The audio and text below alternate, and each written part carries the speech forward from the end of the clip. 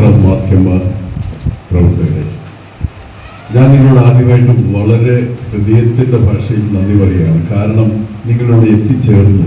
ശരിക്കും പറഞ്ഞാൽ ഞാൻ അവിടെ വന്ന് നിങ്ങളെ കണ്ട് ഈ കാര്യങ്ങൾ അവതരിപ്പിക്കേണ്ടതാണ്. അപ്പോൾ ഞങ്ങൾ ആലോചിച്ച് കഴിഞ്ഞപ്പോൾ ഇവിടെ വെച്ച് നടത്തുമ്പോൾ നമുക്ക് ഒരു ലഞ്ചിൻ്റെ സമയമാണ്, ലഞ്ചൊക്കെ കഴിച്ച് പോകാനുള്ള ഒരു സൗകര്യം ഒരുക്കേണ്ടതുണ്ട് എന്ന് ചിന്തിച്ചതിൻ്റെ പുറത്താണ് നിങ്ങളെ ഇങ്ങോട്ട് ക്ഷണിച്ചത്. നിങ്ങളോട് എത്തിച്ചേർന്നതിന് ഞാൻ എൻ്റെ ഏറ്റവും സന്തോഷത്തോടെയുള്ള നന്ദി ആദ്യം രേഖപ്പെടുത്തുകയാണ്.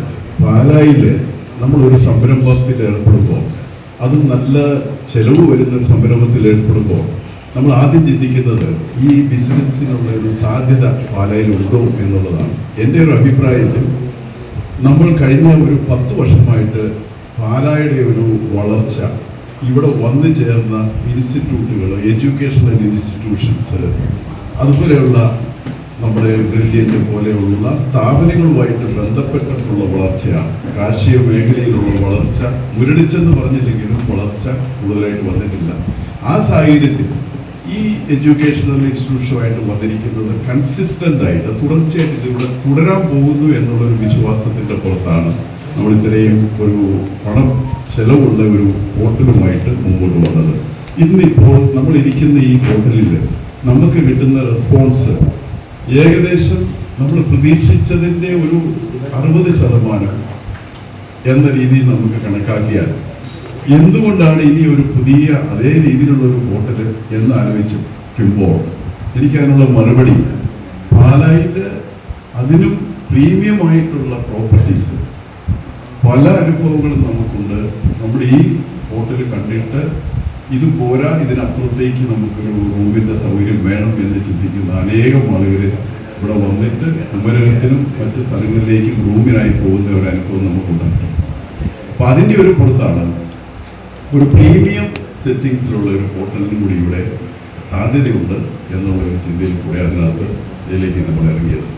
ഇന്നിപ്പോൾ ആ പുതിയ സംരംഭത്തിൽ നമുക്ക് 4 തരത്തിലുള്ള സൗകര്യങ്ങളാണ് ഒരുക്കിയിരിക്കുന്നത്. ഏറ്റവും കൂടുതൽ നമുക്ക് എടുത്തു പറയേണ്ടത് പ്രീമിയം സെറ്റിങ്സ് ഉള്ള റൂമുകളാണ്. രണ്ടാമത്തേത് റെസ്റ്റോറൻ്റാണ്. സൺസ്റ്റാർ എന്ന് പറഞ്ഞാൽ എൻ്റെ മനസ്സിൽ, നമ്മൾ ഓരോരുത്തരുടെ മനസ്സിൽ വരുന്ന ഫുഡിൻ്റെ ഒരു സെൻറ്റർ എന്നറിയപ്പെടാനാണ് ഞങ്ങൾ ആഗ്രഹിക്കുന്നത്. അവിടെ ഏകദേശം 460 സീറ്റുള്ള 2 റെസ്റ്റോറൻറ്റുകളാണുള്ളത്. ഒന്ന് വെജിറ്റേറിയൻ മാത്രമായിട്ട്, പ്യുവർ വെജിറ്റേറിയൻ. അവിടെ നമ്മുടെ മനസ്സിലുള്ള ആഗ്രഹം, പണ്ട് നമ്മൾ ആസ്വദിച്ച് ശീലിച്ചിട്ടുള്ള ശുദ്ധമായ എല്ലാ അർത്ഥത്തിലും ശുദ്ധമായ വെജിറ്റേറിയൻ റെസ്റ്റോറൻ്റാണ്. അതിനുശേഷം നമുക്ക് ഗ്രൂപ്പ് അടിസ്ഥാനത്തിലൊക്കെ ഡൈൻ ചെയ്യാൻ പറ്റുന്ന, നമുക്കിപ്പോൾ 15 പേര്, 20 പേര്, 30 പേര് ഇങ്ങനെയൊക്കെ ഗ്രൂപ്പായിട്ട് ഭക്ഷണം കഴിക്കുന്ന ഒരു സാധാരണ സംഭവമായി മാറിയിരിക്കുകയാണ്. ഒരു കാലഘട്ടത്തിൻ്റെ മാറ്റമാണ്. ആ രീതിയിൽ നമുക്ക് ഒന്നിച്ചിരുന്ന് ഭക്ഷണം കഴിക്കാനുള്ള സൗകര്യങ്ങൾ, ഗ്രൂപ്പ് ഡൈനിങ്ങിനുള്ള സൗകര്യങ്ങൾ അടങ്ങിയ ബൃഹത്തായിട്ടുള്ള നോൺ വെജിറ്റേറിയൻ ഫൈൻ ഡൈനിങ് റെസ്റ്റോറൻ്റാണ് നമുക്കവിടെ വീണ്ടും ഒരുക്കിയിരിക്കുന്നത്. കൂടാതെ നമുക്ക് 27 റൂംസുകളാണുള്ളത്.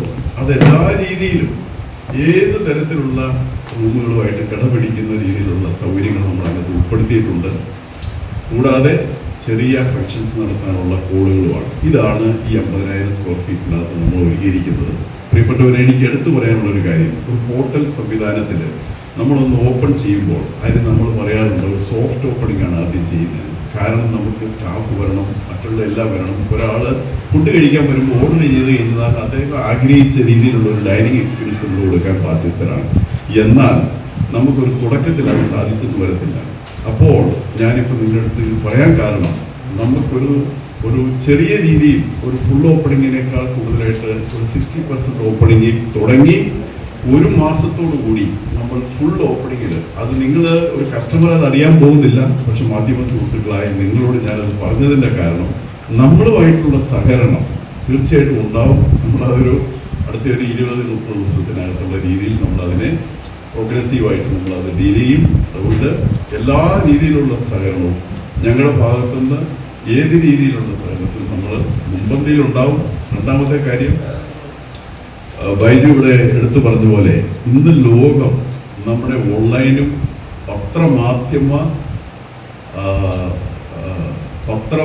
എന്നല്ല, വിഷ്വൽ മീഡിയ അടക്കമുള്ള എല്ലാത്തിലും വ്യാപിച്ചു കിടക്കുകയാണ്. ഇപ്പോൾ ഞാനൊരു വ്യക്തി എന്ന നിലയ്ക്ക് ഞാൻ എല്ലാ ദിവസവും 2 പത്രം വായിക്കുന്നയാളാണ്. ഓഫ്കോഴ്സ് ഞങ്ങളിവിടെ 4 പത്രങ്ങൾ വരുന്നുണ്ട്, ഓടിച്ചു നോക്കാറുണ്ട്. പക്ഷെ 2 പത്രം ഞാൻ എന്തായാലും വായിക്കാറുണ്ട്. അത് കഴിഞ്ഞാൽ ഓൺലൈനിൽ നമുക്കറിയാം, നമുക്കത് ഒഴിവാക്കി ഒന്നും ചിന്തിക്കാൻ വരാത്ത സ്ഥിതിയായി. അതുപോലെ തന്നെ വിഷ്വൽ മീഡിയ, ഒരു ആവറേജ് ഒരു 70% ആളുകളും ഈ 3 മാധ്യമങ്ങളെയും എല്ലാ ദിവസവും ആശ്രയിക്കുന്നവരാണ്. ആ രീതിയിൽ നിങ്ങളുടെ ഒരു സഹകരണം കൂടാതെ ഒരു പ്രസ്ഥാനം വളർത്തുക എന്നുള്ളത് അസാധ്യമാണ്. ഏത് രീതിയിൽ ചിന്തിച്ചാലും, നമ്മളെ ക്രിട്ടിക്കലായിട്ട് ചിന്തിച്ചാലും, നമ്മൾ എന്തൊക്കെ പറഞ്ഞാലും മീഡിയയുടെ ഒരു ഇൻവോൾവ്മെന്റ്. ഞാനിപ്പോൾ ഒരു കാര്യം പറയുകയാണെങ്കിൽ, ഞങ്ങൾ പത്രത്തിലൊക്കെ ലീഫ്ലെറ്റ്സ് ഒക്കെ വെച്ച് അത് പണ്ട് ചെയ്തുകൊണ്ടിരുന്നു. ഇന്ന് നമ്മളത് ചെയ്തിട്ടില്ല. അതിൻ്റെ ഒരു കാരണം, ഒരു അറ്റൻഷൻ ടു ഡീറ്റെയിൽ എന്ന് പറയുന്നത് മനുഷ്യന് ഓൾമോസ്റ്റ് നഷ്ടപ്പെട്ടു. നമ്മളിപ്പോൾ ഒരു ലീഫ്ലെറ്റ് പത്രത്തിൽ വരുന്നത് കണ്ടു കഴിഞ്ഞാൽ അതെടുത്തിട്ട് ജസ്റ്റ് ഒന്ന് ഓടിച്ചിട്ട് മാറ്റി വെച്ചിട്ട് നമ്മുടെ പരിപാടിയിലേക്ക് പോവാണ്. അപ്പോൾ നമ്മളൊരു പത്രം വായിക്കുന്നത് പണ്ട് ഒരു മണിക്കൂർ കൊണ്ടാണെങ്കിൽ ഇന്ന് അത് 30 മിനിറ്റ് കൊണ്ട് തീർക്കുന്നു.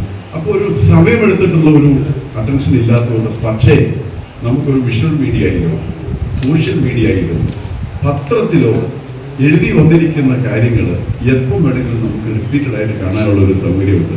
നിങ്ങൾ നമ്മുടെ ഒരു അഹങ്കാരമായിട്ട് ഞാൻ പറയുന്നു, മാധ്യമങ്ങളുമായിട്ടുള്ള സഹകരണത്തിൽ കൂടെ മാത്രമേ ഞങ്ങൾക്ക് വളരാൻ സാധിക്കുകയുള്ളൂ എന്ന് ഞാൻ പൂർണ്ണമായിട്ട് വിശ്വസിക്കുന്നു. ഇവിടെ വന്നു ചേർന്നിട്ടുള്ള കസ്റ്റമേഴ്സ് സൺസ്റ്റാറിനെ സംബന്ധിച്ചിടത്തോളം വളരെ സാധാരണമായിട്ടുള്ള ആൾക്കാരുടെ റെഫറൻസ് വഴി വന്നവരാണ്. ഇവിടെയുള്ള ഓട്ടോറിക്ഷകൾ, ഇവിടെയുള്ള ടാക്സികൾ, അവര് നമുക്ക് തന്ന ബിസിനസ് ഞാനൊരു പെർസെൻറ്റേജ് ആയിട്ട് പറഞ്ഞാൽ ഏകദേശം ഒരു 50% കൂടുതലാണ്. അവർ റെഫർ ചെയ്ത് വന്നവരാണ്. അരമനയ്ക്ക് ഓപ്പോസിറ്റ് സെന്റ് തോമസ് പ്രിൻസിന്റെ സമീപത്തായിട്ട് സൺസ്റ്റാറിന്റെ ഒരു സ്വപ്ന പദ്ധതി ഈ പാലായ്ക്ക് ഞായറാഴ്ച സമർപ്പിക്കപ്പെടുകയാണ്. 2 പേരാണ് ഈ ഗ്രൂപ്പിന്റെ ഡയറക്ടർമാർ. അത് ജോസ് അഗസ്റ്റിൻ കുഴിക്കാട്ടുചാര്യൻ, അദ്ദേഹം സൺസ്റ്റാർ ആരംഭിച്ചു. അദ്ദേഹത്തിന്റെ ഒരു ഡയറക്ടറായിട്ട് വിജി എം ചാക്കോ മൈലാഡൂർ, അദ്ദേഹം റിലയൻസ് കമ്പനിയുടെ ടെക്സ്റ്റൈൽ മേഖലയുടെ ഇന്ത്യയിലെ CEO ആണ്. അദ്ദേഹം ഇന്തോനേഷ്യ ബേസ്ഡ് ബിസിനസ്സുകാരനാണ്. ഇന്ന് അദ്ദേഹം ഇല്ല, കാരണം അദ്ദേഹത്തിൻ്റെ ഒരു തിരക്കാണ്, ശനിയാഴ്ച ഇവിടെ എത്തത്തുള്ളൂ. അപ്പോൾ അദ്ദേഹത്തിന് വേണ്ടിയിട്ട് കൂടിയാണ് സാർ ഇതിനു വേണ്ടി പത്രസമ്മേളനം വിളിച്ചിരിക്കുന്നത്. ഇതിൻ്റെ ഉദ്ദേശം നമ്മുടെ പൊതുസമൂഹത്തിൽ ഇതിൻ്റെ ഉദ്ഘാടനം ഈ ഹോട്ടലിൻ്റെ, കാരണം പാലായെ സംബന്ധിച്ചിടത്തോളം പാല എന്ന് പറയുമ്പോൾ മാണിസാറിനെ നമ്മൾ ഓർക്കും, കുരിശുപള്ളിയോ പറയും. എന്ന് പറഞ്ഞ നാളുകളിൽ ഇത്രയും ബൃഹത്തായ ഈ ഹോട്ടൽ പാലായുടെ ഒരു ഐക്കണായി മാറും എന്നുള്ള കാര്യത്തിൽ നമുക്ക് ആർക്കും സംശയമില്ല. അത് ലോകത്തിനെ അറിയിക്കുക എന്നുള്ള ഒരു നിങ്ങളുടെയൊക്കെ ഒരു സഹായവും സഹകരണവും ഉണ്ടാകണം. അതുപോലെ ഒരു ഉദ്ഘാടനം നിങ്ങളെല്ലാം പങ്കെടുക്കണം. അതിനു വേണ്ടിയിട്ടാണ് ഈ പത്രസമ്മേളനം വിളിച്ചിരിക്കുന്നത്. ഇതിൻ്റെ കൂടുതൽ കാര്യങ്ങൾ ലാലിച്ചൻ ചേട്ടൻ എന്ന് നമ്മൾ വിളിക്കുന്ന ലാൻസ് ചേട്ടൻ ഇതിൻ്റെ ഡീറ്റെയിൽ ആയിട്ടുള്ള കാര്യങ്ങൾ നമ്മൾ സംസാരിക്കും.